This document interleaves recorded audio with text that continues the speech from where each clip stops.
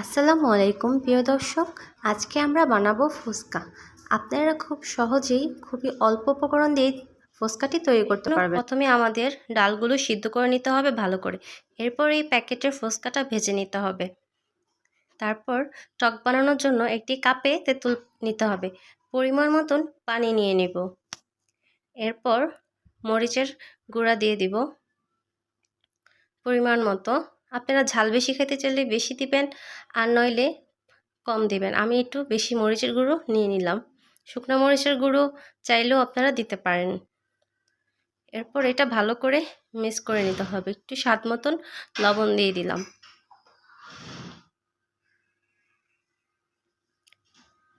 আমরা এই ফুচকাগুলো ভেজে নেব। এরপর আলু সিদ্ধ করে রেখেছি, আলু আর ডাল ভালো করে মিলিয়ে নেব।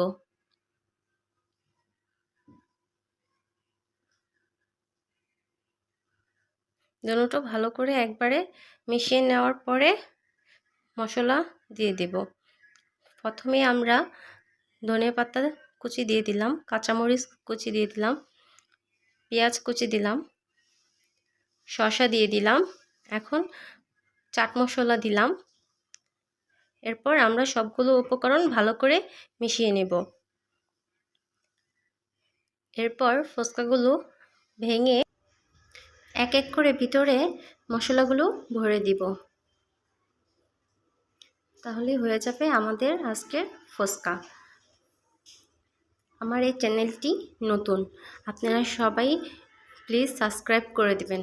আশা করি সবাই ভিডিওটি সাবস্ক্রাইব করে দিবেন, আর অবশ্যই বাসায় ফুচকাটি তৈরি করে খাবেন।